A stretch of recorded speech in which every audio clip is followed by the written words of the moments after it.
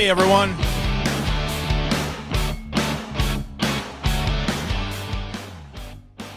Good evening and welcome to Sober Talk.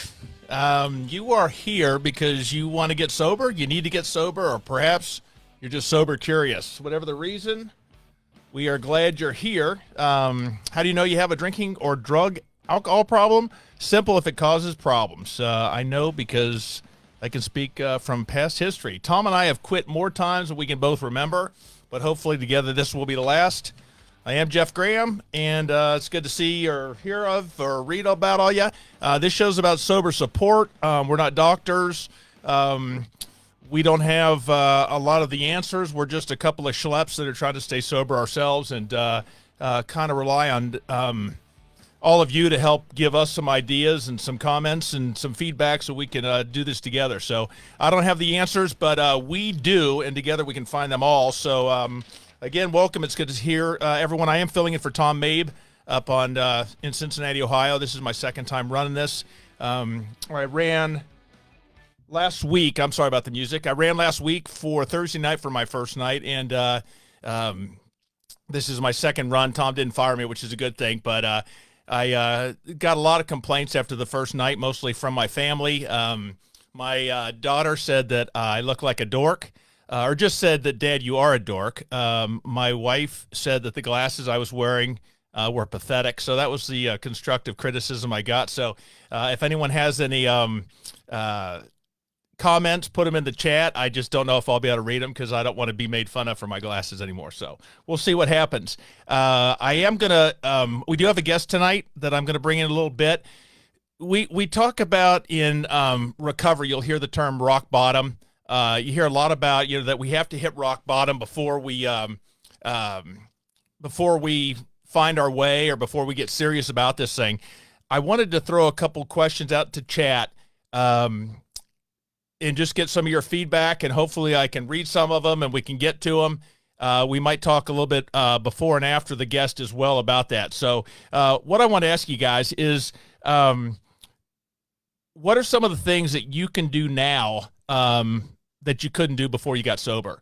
I always joke that one of the things I can do now that I couldn't do when I was drinking, and this sounds funny, but it's a God's honest truth, is eat soup. When I used to eat soup before, 2/3 of the bowl was on my shirt before it ever got to my lips. So that's something, the shakes, some of those things have stopped, which is just fantastic. But what are some of the things you can do now that you couldn't do before? And what are some of the things that you're hoping to do with your sobriety? We talk a lot about hitting bottom and high bottom, low bottom. You hear those terms. The bottom line, bottom is when you decide you've had enough. I was fortunate, a lot of just heartbreaking stories out there, people that getting off easy just with DUIs, but losing families, loved ones, friends, wrecking vehicles, losing jobs. It was pure luck. Lord knows I should have lost those things. I was heading in that direction but I did get off with no DUI. I've never been in jail. I luckily, thank God, I still have my wife and kids, my house and my job, but I was an exit away. I was a day away from losing everything I had. So I got out just in time. That was my bottom. But some of the things, I'm going to throw these guys on just for something. One of the things I did lose in my bottom, though, and I wanted to get some of your thoughts on this as well, was make love, LOL. Mickey, I like that one. Keep a job, go to work. I'm just looking at some of the comments here. Jeff, you are fantastic. Thanks. That's from my son that I paid good money for. Howdy. Everyone's rock bottom is different. Yeah, but one of the things I did lose was my ability to dream. It stole that from me. I used to, I think like all of us at one point had aspiration and dreams about grandiose success in business or whatever. I think, I lost sight of my goals, my dreams, and my dreams and my goals, as sad as this sounds, my goal was not to get caught that day. My goal was not to get a DUI. that afternoon or that evening. My goal was to not lose my job that day. My goal was to get home without wrecking the car. My goal was to go to bed without my wife smelling alcohol in my breath. Those are the lofty dreams that I had. Those were the aspirations of my day. I think a lot of people, their dreams of the day, their goals for the day were successes, making the big sale, accomplishing this or that. I was trying to just not go negative in the hole. My goal was to just break even, which is so sad. If I laid down at night and I pulled the covers up over my mouth to hide my breath, and my wife said nothing or smelled nothing, that was a good day. It's just embarrassing. It makes me ashamed to say it, but this show's about being honest, and the only reason I say that is because my life is renewed in that sense. I now do have lofty goals during the day. I've learned to dream again, which is something I think I had lost. It was it was tough. I had lost the dream. I think as much as my day, when I look at all the things that alcohol did to me, as much as it took from me and screwed me over, the fear of living without alcohol scared the hell out of me. And I don't know why that makes any sense to me at the time, or why it made any sense at the time. I hated it, but I couldn't even imagine living without it. I didn't know how I could. So just curious what everyone's doing. Let's look and see if there's anything else coming in. I'd love to hear some more of the comments on what you guys are doing. Joel, good to see. Tom, yeah, Tom who? I love that one. So anyways, make love again. Trying to stay alive. I love that one. Having a serious conversation with my wife. That is something that my wife has told me that for the first time in a long time, we have good discussions in the evening. We can chat without me either skirting the issue with trying to be funny and failing at it miserably, but just we're able to have deep conversations, and she has a husband that's attentive and actually wants to listen talking to her. So listen to her talk and get into some actual serious conversation for the first time. So getting away with that, I popped pills, ruined my career as a DJ, dreams get back into the industry. Those are things that woke up in a hospital bed, swelling of the brain and bleeding. Detox. I guess a lot of this comes down to live, but the rebirth of being able to dream and hope is something that sobriety's given me. So it's an exciting time for me. I have 11 months sobriety. I know when I was at day 2 or 3, I thought that was completely an unattainable goal. I didn't understand how people could even possibly have that kind of sobriety without lying, for one. But it's gone by pretty quickly, and life is good. So I want to start things off, though. Keep that coming in the chat. I'd like to get some of that feedback, and I am going to start with our first guest. This is a gal that I met, talked to on the phone once, and heard her story, and I thought she really had a lot to offer, so I wanted to bring her on. Hi there. This is Kathleen from Washington. And Kathleen, how you doing? Welcome to Sober Talk. Hey, thanks, Jeff. I don't live in Washington. I live in Ashland, Oregon. Oh. And I've told you that about 20 times. Well, but my notes, I'm not allowed to wear glasses for the show right now, so that's kind of well, I agree with Elizabeth. Yeah, so I'm looking at blurry. Yeah. I'm looking at blurry notes, but anyways. So Kathleen, great to have you. What is your story? Just start from scratch. What's your sobriety? How long you been sober? All that good stuff, or are you? Where do you stand right now? This go round, I'm at 33 days. I think the longest I've been sober, even being pregnant, not proud of that, but I think the longest I've been sober was about 6 months.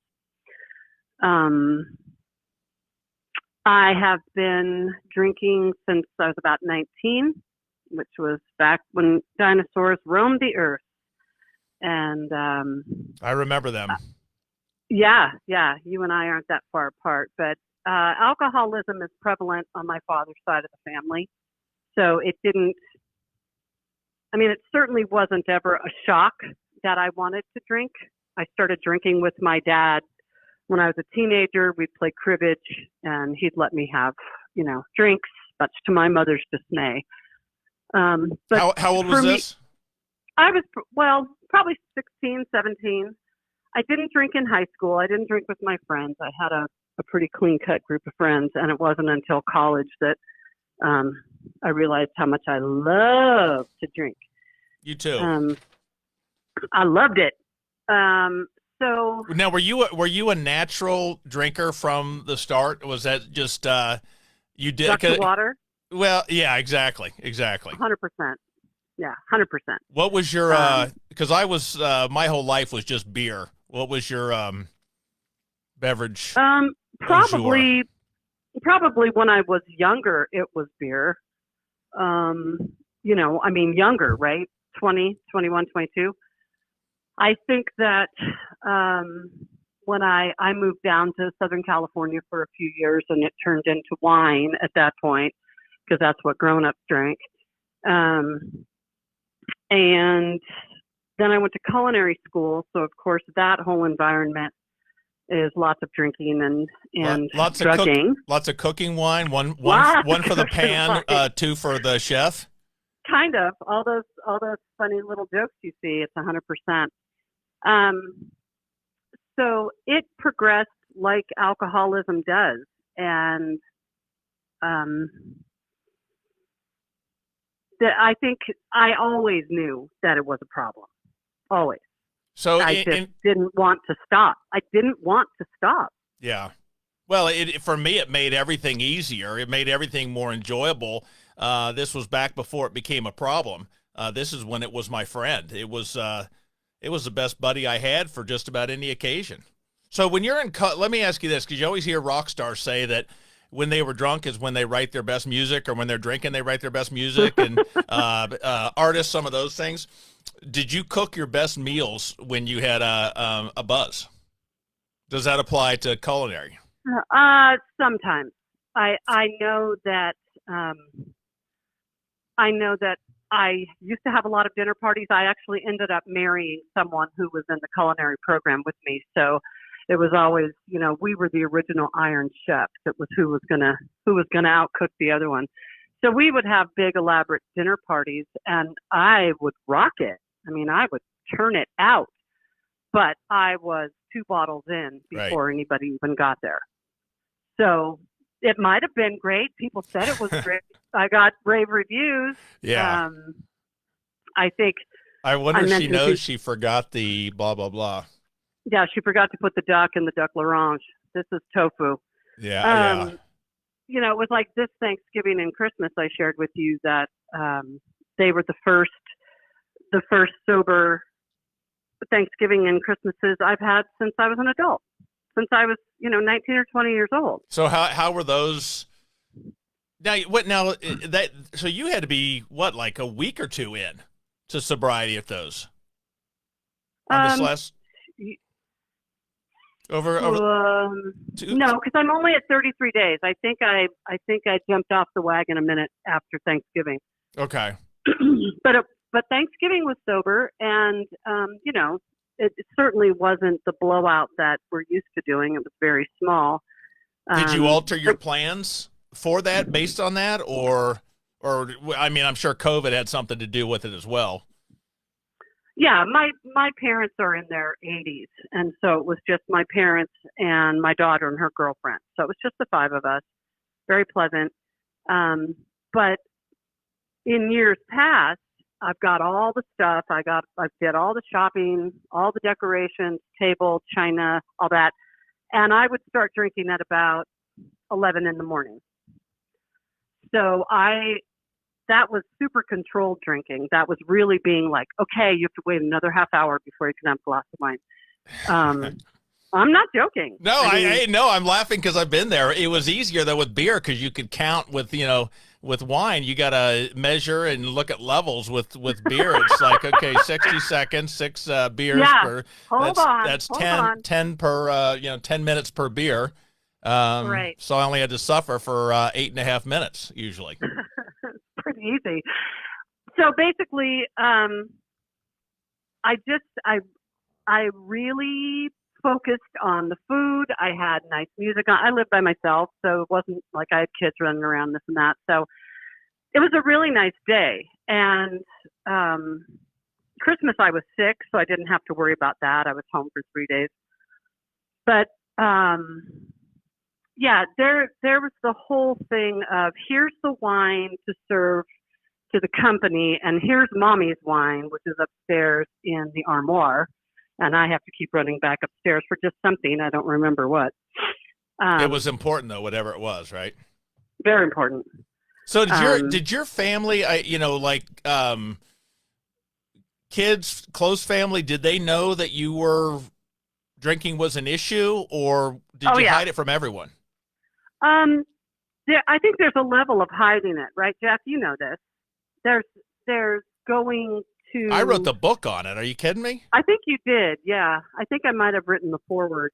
Hiding alcohol for dummies. Yeah, and by the way, nobody believes it. Yeah. Yeah, go to dinner at my mom's house and say to myself, I'm just going to have 2 glasses of wine. I'm going to watch the table. Now this is and that's what being an active alcoholic is so exhausting. Oh God, it's so much work, right? So I would make sure I had a bottle in me before what did I do? Drive to my mom's. So now I've got a bottle of wine in me. I get there. My dad's an alcoholic. He still drinks. This is befuddling to him, by the way. Well, but this is your life. Sure. Hey, come on in. Guess who's here to talk with you, Kathleen? Kind of.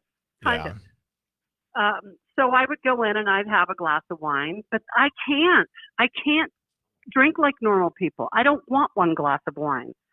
I want one of those baseball caps with inverted wine bottles on either side and a straw. Yeah. Well, so, that was. I've been talked to. I have been talked to by my family, by my sister, and good intentions. You wake up and you're like, all right, seriously, that's the last time. This time I mean it. Carl Martin says controlled drinking is such a pain in the rear. Uncontrolled is even worse. Exactly. It is. What part of drinking did I love except the first 2? What I loved about the first 2, Carl, I chased that feeling with the next 47. Well, yeah, Kathleen, I used to. It was if we were going to go out, my wife and I were going to go to a party somewhere, a place where there was going to be drinking with people. I drank before. Pre-game.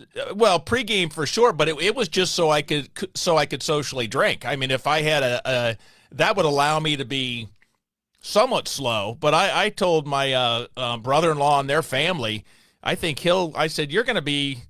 Whenever if you ever move out of this house, the movers are going to come up and say, hey, do you want anything of these antique 37 natural light cans we found scattered throughout in various spots in your garage? So I've already made there wasn't an amends, but I made an apology to them for what they're going to be finding for. I can't wait till the next time he plays golf and dumps out his golf clubs and a couple of cans come rolling out of that or bottles. Such effort. It's incredible. So much effort. And I think one of the parts about when I decided to stop drinking, nobody told me to. It was not a discussion. It was January 4th of 2020. I was like, ugh, I am just so sick of hiding. I'm sick of all of this. Now, wait a minute. I got to interrupt you because I know, interrupt. I've already been told that 100 times. Megan, who was on last week. We're going to talk about it a little later, you and I. Yeah. Megan, Megan's already yelled at me for interrupting her the whole time. So I've heard, I know it's a horrible habit. I'm nervous. Forgive me. But you say that day you had to have known. I mean, what made that day different? That suddenly that was the day because I did something. Well, like you said, I mean, I did not have a rock bottom. I've never, this is the big yet, right? I've never had a DUI. I've never crashed a car. I've never hit my children when I was drunk. I've never lost a job. I was just a big, old, high-functioning, grade A wino. Yeah. And every year, twice a year, I go to see my best friend who lives in the Bay Area. And she does not drink. Her husband does not drink. We've been friends for almost 30 years. She has seen some shit. Excuse me. Believe me. She has seen some stuff with me. But I had been there for the holidays, and I have my own room at their house, and I always take 4 or 5 bottles of wine in my suitcase. I always say to her husband, "No, I'll carry it. I got it. Thanks." "Why is your suitcase so heavy?" Anyway, we were having a big New Year's thing, and some friends were coming. All of these people I've known for decades, wonderful folks. But I was going to be the center of attention because I hadn't been there in a long time. So I snuck out to a liquor store in California. You can buy liquor in the supermarket. Bought a bottle of vodka. So in addition to having the little cocktails that we were having, I was upstairs, swigging that vodka. So I was pretty loaded at the end of the night, and I had to drive home the next day, and it's 6 hours. And I had a shrieking hangover, and just driving, I was like, I just can't do this anymore. I'm too old for this. This is ridiculous. And felt bad enough, like, back in the old days when you used to go to work after drinking all night, you felt fine. This was a 3-day, I feel terrible. Wow. And so on the 4th day, January 4th, it was getting on 4 o'clock. You know what time that is. And I just went, I'm just not going to. I'm just going to have some seltzer. And it just went from there. I didn't talk to anybody. I didn't go to any meetings. I didn't read anything. I just stopped drinking. And that's not sustainable. The fact that I made it 115 days is just unbelievable to me because I had no one to talk to about it. No one to relate to, like I can talk to you when you say, you wrote the book on it. It's shameful. You don't want to tell people that, hey, I've been sober for 13 days. They're like, yeah, and, Yeah, I'm wondering what of my friends, because I hit it so well, how many people that maybe have heard this that are no idea, but I'm sure maybe I'm wrong. A bunch of them did. Kathleen, I give you so much credit because you did it on your own, and that's I'm not saying I was forced. I checked myself into rehab. I told my wife, but it was an ultimatum. But I was the one that said, I'm going in tomorrow morning. I had called that night, and I booked a reservation with HBO. I was thinking rehab was going to be like the commercial where the attractive blonde was going to be putting those steaming hot charcoal lava rocks on my back. And then I was going zip lining and horseback riding and having my own personal chef. I think actually Tom had a pretty nice one. Mine was pretty bare bones. But I wasn't given an ultimatum, but I felt an ultimatum. And it was because of others. And it sounds like you did this on your own, which I don't know if I could have done that. I don't know if I would have. I think I would have said tomorrow. It's going to be, this is bad, but who's going to go into rehab on a Thursday? Monday morning, I am there. Thursday's a dumb day to go. Yeah. And so I just said, that's incredible what you did. So you said, but it didn't last, right? So yeah, I had 115 days and I had started making those changes, and people, my family was like, wow. So, I also had my birthday in August and I was sober, which I can't even tell you. I think that was also my only birthday that I remember being sober.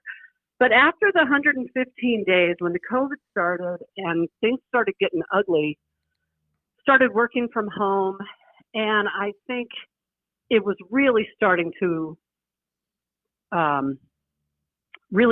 affect me that I didn't have anybody to talk to about it. So, I work all day from my dining room table and I segue 6 feet to the living room. And I was just by myself all the time. And that was the only reason I needed. I can't tell you what caused it. I don't know if it was a report I heard on CNN. Went to the supermarket, bought a 1.5 bottle box, and I was off and running. And I did that for a couple of months and then I stopped again. And I did that for a couple of months and then I stopped again. And each time that I started, I had no trigger. It was just driving home and I went, I'm just going to grab some wine. It's interesting because I was calling when I had my big relapse, which was last Super Bowl. February 5th was my first day back of sobriety, but the Super Bowl weekend, it was when I was home alone and, we're empty nesters, so kids are around, and it was that was a dream weekend. I was alone in the house. The only thing that would have been even better is if the phone would never ring, no one would come over. I had plenty a fridge that was stocked, and a weekend of watching reruns of the now you can start playing Chicago's old days or glory days, wherever you want, but watching a bunch of reruns that took me back to a day when I was younger and not saddled with the crap of life and even the crappier of life because of drinking. So, and just sitting there by myself, locked in the house for a weekend was just, that was a dream vacation for me, which is another sad reality. But, but I knew when I went that weekend, I was already calling myself a loser on the way to pick the beer up. I remember where it was. It's here in Cincinnati, so no one's going to know except for the 38 friends I've paid to be on the show. And Bobby, by the way, who's a local guy, says, Jeff, radio is definitely your calling. I'm so impressed. I don't know if I take that because this is a video show, if he's telling me lose the video and just go with radio, or if that's a comment or a compliment. Kind of hard to tell, huh? I don't know how to take that one. So, but anyways, but I knew, and again, that relapse, I knew it was coming. I think I knew for a week or so before. Looking back, I think I knew I was going to relapse. I didn't know it, but now look at the time, but looking back, I think I probably did. Yeah. And I can definitely relate to, and this comes down to, the Fridays, right? It's Friday. And being at work and about 3:00 going, you know what, maybe I'll just stop. But like I said, I don't know how to have a glass of wine. Yeah. That's not, I can't have one glass. It makes me mad to have one glass. So when I go buy wine, now when I was actively drinking, I would go to the supermarket 2 or 3 times a week to buy wine, but I'd also buy $100 worth of groceries so everybody in my little town wouldn't think I was drunk. For the big party that you're getting, yeah. So many parties. Yeah. And so here I am. I live by myself. I've got a pantry that's 5 feet high, stacked with food, and a refrigerator. And I'm like, all I want is this box of wine. Yeah. I swear to God. Yep. Well, I had painting parties every, I had painting parties every, I'm looking, someone's putting a Steve Smith jersey at him. Anyways, I had painting parties all the time. I had my buddies that were over painting, I had to feed them with beer. And, of course, that was a total lie. It was all, the guy would say, boy, you must be thirsty. Ha, ha, ha. And I would make I got the buddies coming over. But the truth is, I want to say, well, yes, actually I am. And I will drink this whole thing by myself. And I will have 2 of these beers before I pull into the driveway. You won't even, you won't even see brake lights come on before, before you'll see aluminum can fly out the window. Just kidding. But exactly. So you had your 115-day event. How long did you go then before you started again? Before I tried again. And was that your last relapse? Was that your last? Or no, you had? No. But I think when I think of the word relapse, I kind of think like going out with a blowout, like 4 or 5 days where you're just, you got to call out sick and you're just wasted. I think for me it was, I went that long, I drank for a couple of days, I started again. I stayed off it for a while, I drank a couple of days. Now if that's a relapse, then yeah, I've relapsed several times Right. Since then. But I have never, since I stopped, had any alcohol in front of anyone else. Just like before, it was always in secret. Yeah. So I still go to dinners and, events, and I don't drink. I went to, go ahead, sorry. No, finish, I'm sorry. I was going to say, like I said, it was January 4th of 2020, and where I live in Ashland, there's this huge fundraiser for our local NPR station every year, and it's at a hotel, and lots of wineries and restaurants come, and it's a big deal. And a friend of mine had an extra ticket and asked if I wanted to go. Well, in the last 3 years that I've gone with them, I always ask me to pick them up. I always ask, them to pick me up because I know I won't be able to drive home. And I was really nervous about going. Like, I wanted to go. There was a band there that I really liked and restaurants I wanted to try. And I didn't have a drop to drink. And it was okay. Like, it was okay. I had fun. I talked to people, milled around. So there's all these things that you can unpack. Like, why did you think you had to have alcohol to have a conversation with somebody? And I'm learning that, but the thought of how the hell do you go to a football game or even watch a football game without beer? That was my, 100%. but how can you have fun? I'll never laugh like I laugh when I'm drinking. When I'm sober, it's over. Michael Meehan said, that's why he gives the tools to go through times like these. Doing it on your own is hard. I come from an AA background. Kathleen, I don't think you do, but this program's, we support anything and everything. My background's AA just because that's where I ended up, and I love the program. But like I've said before, if someone tells me that snail juggling will help me stay sober, I'm going to listen to try it. Yeah, I'll try whatever. I'm not going to put my eggs in one basket. I want as many baskets as I can carry. Carl had an interesting, when he had that moment where he had one brain cell remaining saying, you got a wife and 3 sons.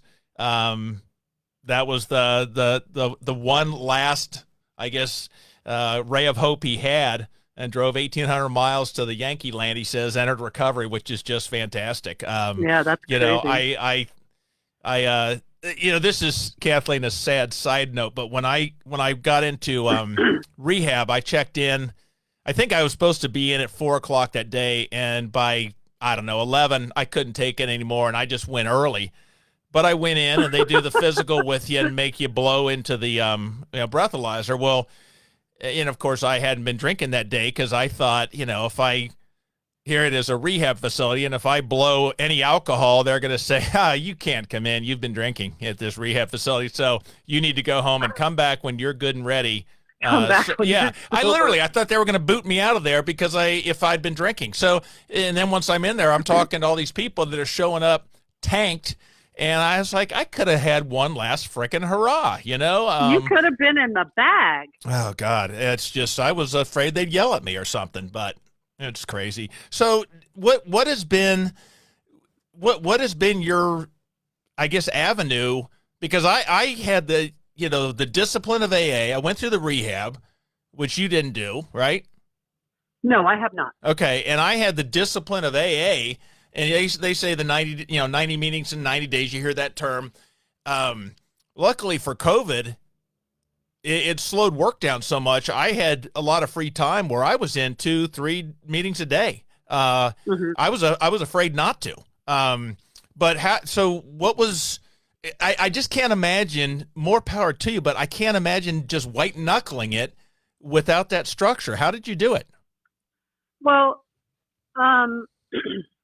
I don't think it was a white knuckle situation. Honestly, it's sort of a put your mind to it. And I know that sounds so glib and easy. It's not easy. I know it's not. But when, so let's see, started in January. So it was probably late March,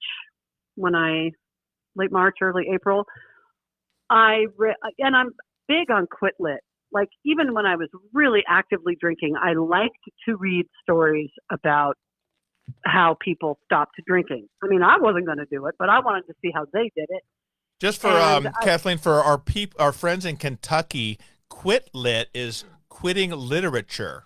Okay, that's Yes. things you read about. It's just things for the you friends read in Kentucky. Recovery. Okay, Go ahead. I'm sorry. No, it's fine. It's a common term in this group that I'm in. But so I read this one book and found out that there was an online community of people who had read this book, and I started kind of checking it out, from the back of the room.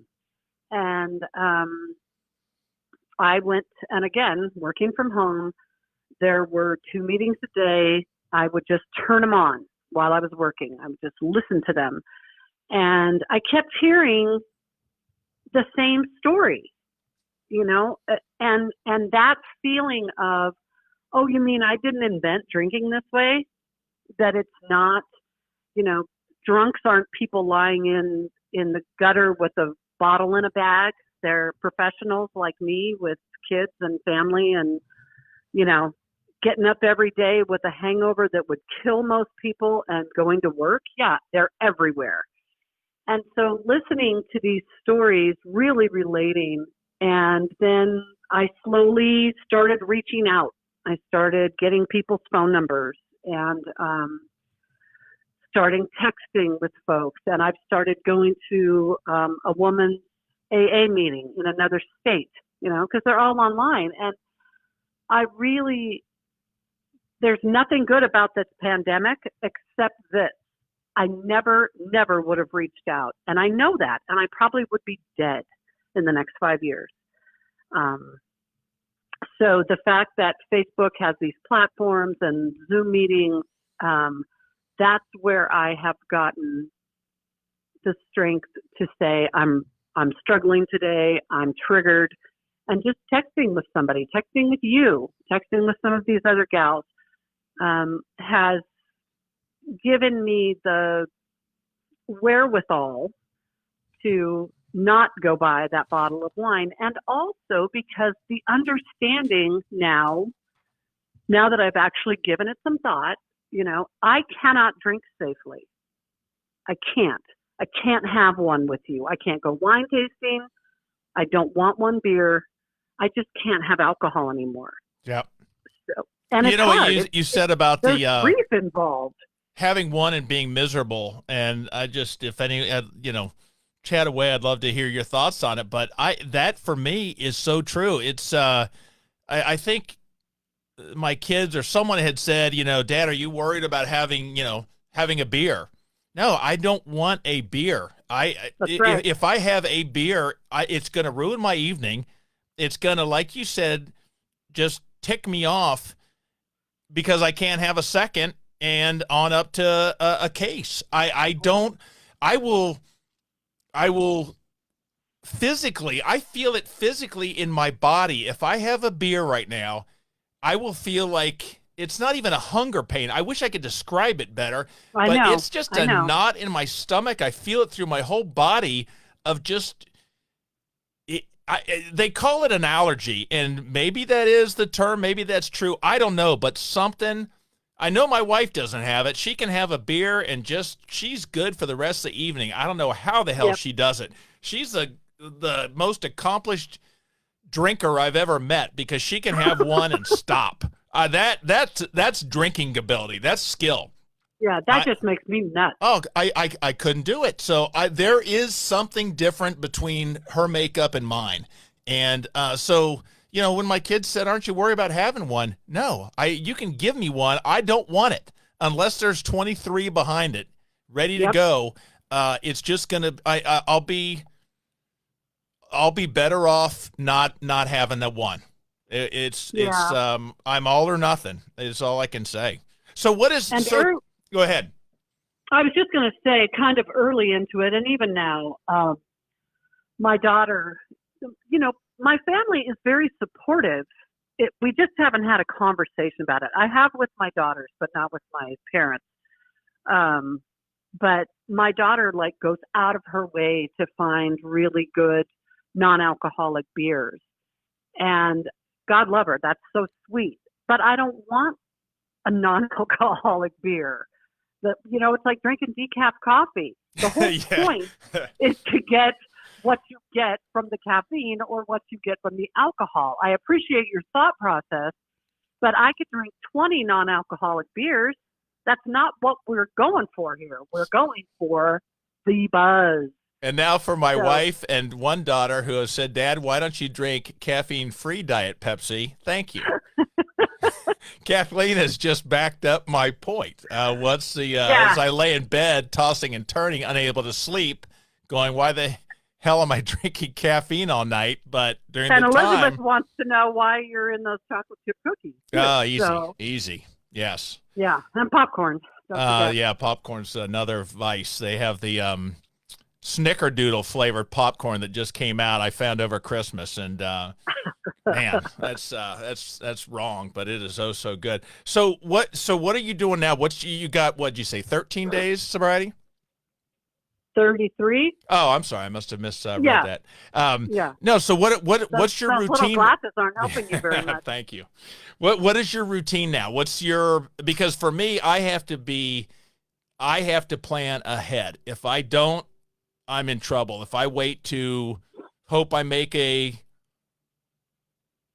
good decision, it ain't going to work for me. So what is your routine?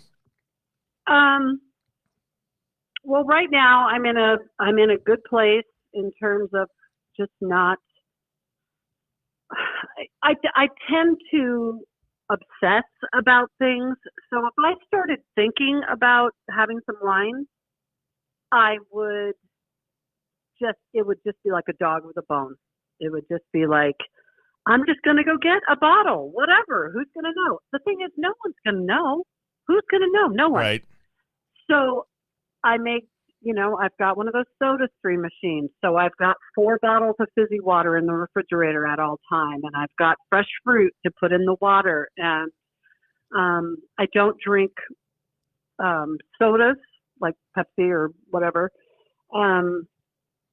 I have iced coffee. It's just the act of having something in your hand for me. Yep, it is. So I have this nice turquoise thermal, sippy cup, and I make sure it's filled with fizzy water all day. But also just and I know a lot of people say this isn't anything original, but to just play it forward about 12 hours. So, yeah, it's all well and good that I'm going to watch SUV for 6 hours and drink 3 bottles of wine. But how's it going to be when the alarm clock goes off at 5:45 tomorrow morning and I've got a meeting at 7:30 with the big kahuna? Is that easy for you to play the tape forward? Because I struggle. I can play the tape forward very easily about all the good fun I'm going to have. Remembering, I can remember it, but actually vividly picturing it and feeling it and, realizing the whole as if it's there, the negatives is a lot harder for me. I've heard it, people said euphoric recall is the term. Is that, it's hard for me to, I can remember the good stuff about it. Remembering the bad, I really got to dig, and that is so frustrating to me. I think in the last few years, because, up until 4 years ago, I still had a child in the house. Not a child, but my youngest child still lived here before she moved out. And so there was at least, I drank every day anyway, but I wasn't drinking during the day and I wasn't being sloppy. So since she moved out, and again, I'm not making any excuses for my behavior, but all of my drinking is done in private, all of it. Yep. so it just escalated, escalated, escalated. And I didn't have to explain anything to anybody. If I fell asleep in my chair, drooling with one shoe on and one shoe off, who's going to know? Yep. So it stopped being fun. It wasn't fun.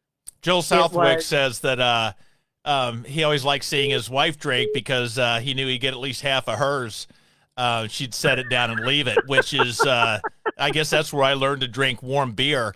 But with those things, with Elizabeth's leftovers. But I loved it when she drank because that was like, that was permission. That was permission because she wouldn't smell it on me because she had beer on her breath. Now, she doesn't drink hardly that, and when she does, she'll have one, maybe two on a weekend. But I loved it when she would drink just because I thought it was go time. So well, Kathleen, I'm gonna let you go. I hope we can call you back because 100%.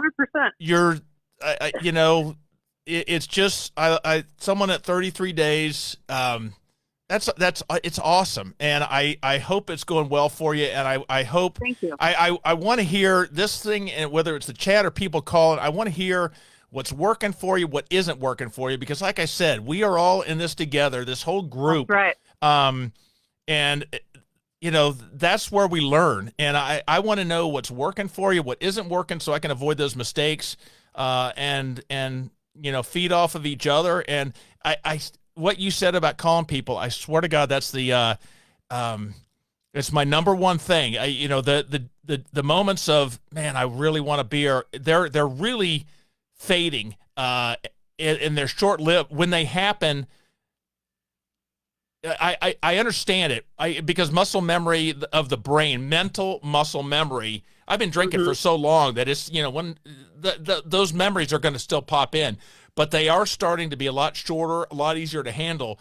But if I get on the phone with someone and just start talking about the football game tonight, anything, it gets my mind off of it, and then I realize I'm okay. So that is such a key. And reading for me, attending meetings, all that is great and vital, and I'm never going to stop doing that. I have to do that because I got to build my arsenal as much as I can. But I will say that when that moment hits, when I'm in front of a store and that Bud Light sign is flashing at me, or I'm at the we love to go out on the boat in the summer. When I see those things, I don't have time to go to a meeting. I don't have time to read a book. I don't have time to listen to a podcast or even, wait till 8 o'clock to get on Sober Talk with Tom. Right. I've got umpteen numbers in my phone of people that I know they can call me and I can call them. And if the first one doesn't answer, I go to the next. And Kathleen, you're on that list as well. I don't even know you that well, but the fact that you've said, sure, call, and that goes vice versa. That's what we have to do, because you may need me tonight, but you know what? Tomorrow I may need you, and that's just what we got to do. So, anyways. Well, last week, I'm going to let you go. Yeah, no. Last week, I was kind of feeling a little squirrely. Last week was garbage, right? Yeah, all the crazy news and everything. And I sent a text to one of my gals, and I said, "Can we just talk for 5 minutes?" And she said, "Oh gosh, I would love to. I'm with my family right now. Can I call you back?" And I said, "I'm just gonna. That's fine. Go be with your family." Texted the next person. She said, "Yeah, call me." We talked for a half an hour. We laughed. Felt better. I was over it. That's all I needed, was just something to push me past why don't I just run out to the store, That safety net network is just vital. You have to. Yep, and it's so true. Well, look, thanks so much. Thanks for calling. Yeah. You're awesome, and we'll talk soon and hope to have you back, okay? Be well. Hey, alrighty, we'll see you, Kathleen. Bye-bye. Bye-bye.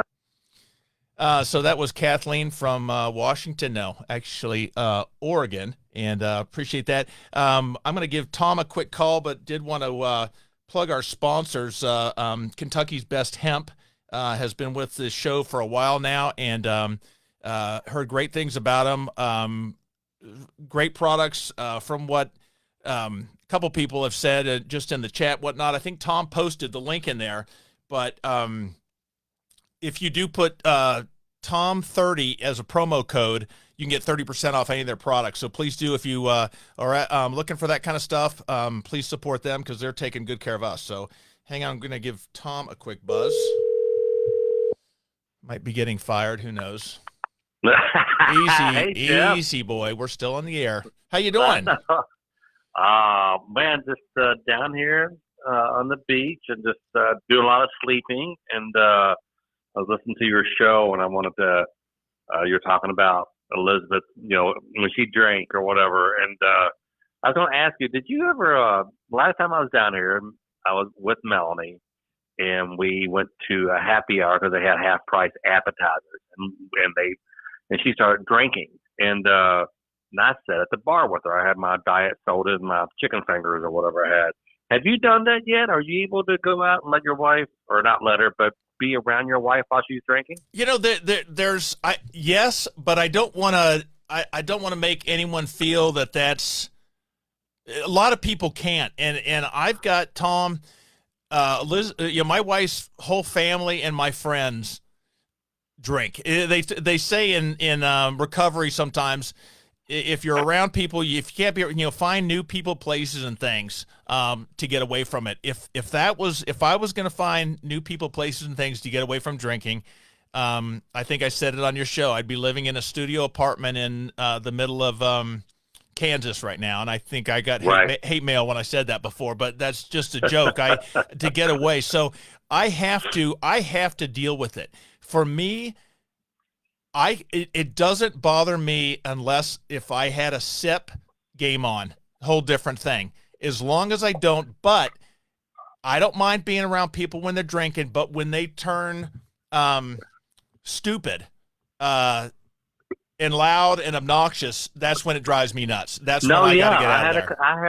I had to cut Melanie off because I'm like, okay, you're getting a little loud, you're getting a little flirty.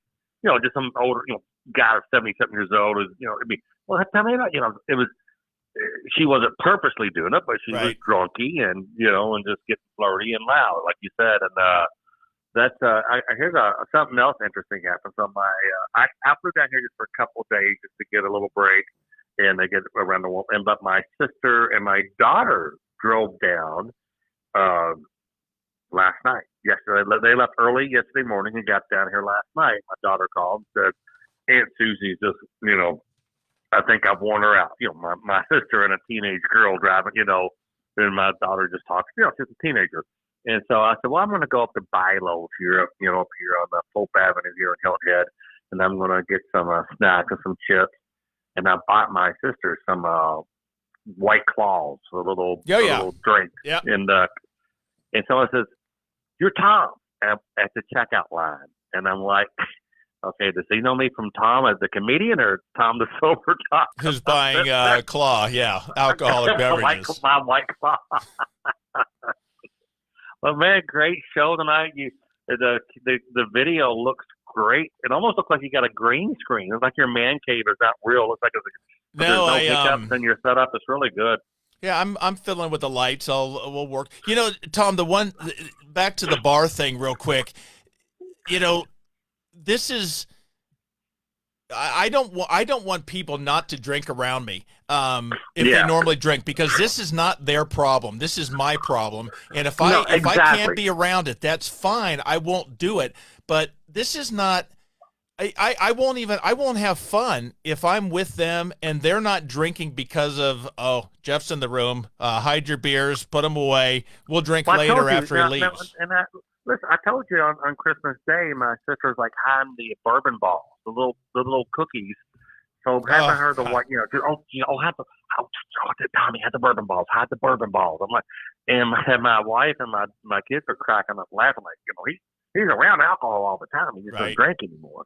And that was a big part of having her, some wine coolers down here. Just and I bought my LaCroix and my Sprite Zero for me, But I have no. It's not her problem, and I don't want it to be anyone. But I'm also going to run into those real life situations, whether it's work or I can't. And again, this is just for me. I don't want, you got to do what works for you. But for me, I can't hide in a cave away from alcohol. It's out there. The world, this is a drinking world.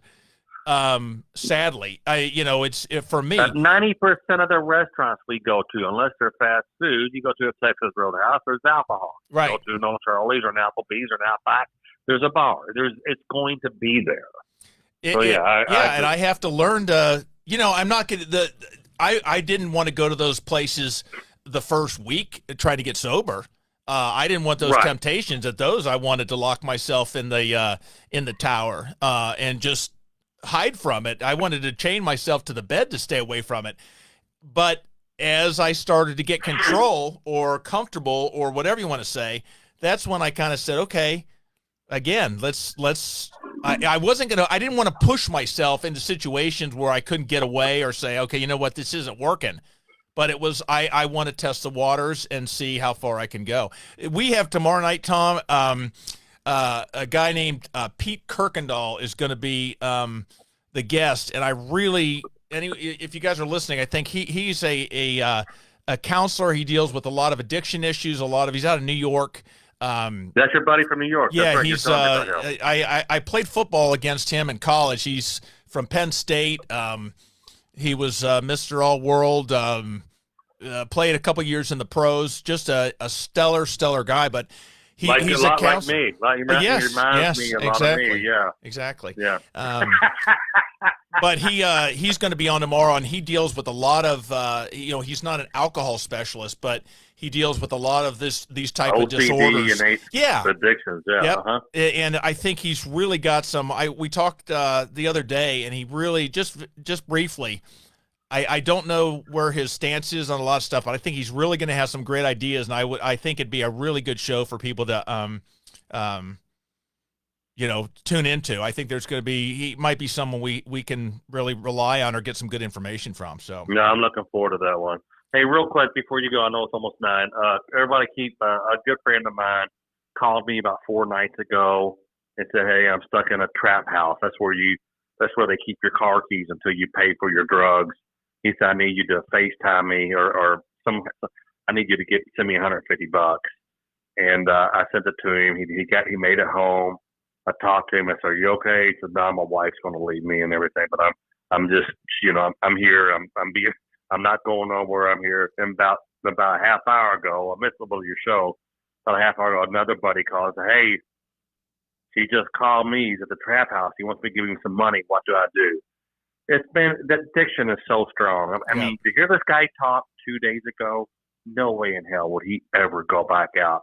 And he was just, he was still recovering from whatever. I guess maybe it's crack. I don't know, but wow. So everybody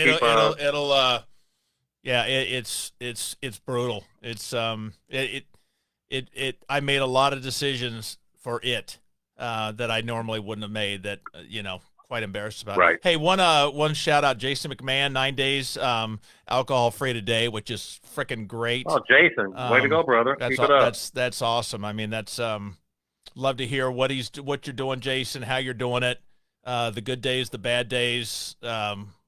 Like I said, I got 11 months, but I will never stop learning. That's the only way I'm going to keep doing this thing. And plus, whatever's working for you, I guarantee there's a lot of people that are dying to hear it as well. So please stay in touch and chat with us or send your info if it's something you'd love to talk on the air, whatever. That'd be fantastic. So, well, Tom, you're back in town. I fly back in tomorrow. You're taking tomorrow night. I'll be back on Wednesday, and hopefully to see you Wednesday as well. Okay, and then sounds great. And hey, great job, man. You have such a different outlook, and you've been at this longer than me. And I'm a veteran. You're a veteran drunk, man. I am You're so good at. 11 months of sobriety. No one's as good as you, Jeff. But thank you. I learn every time I watch it. It's such a joy to watch it. And I'll talk to you soon, brother. Okay. Hey, thanks, Tom. And again, thanks for everyone. I don't know what how we close this thing out. I just keep digging. God, I gotta come up with some catchy catchphrase that some little closing comment, but I have none. Just thanks for everyone for being here and chat and all that kind of stuff. Do please check back tomorrow. That show, I think it'll be really interesting to hear what Pete Kirkendall has to say. He's a hell of a got a hell of a lot of knowledge, a lot more than me. So we shall see you guys, and take care, and call each other. Be safe. See ya.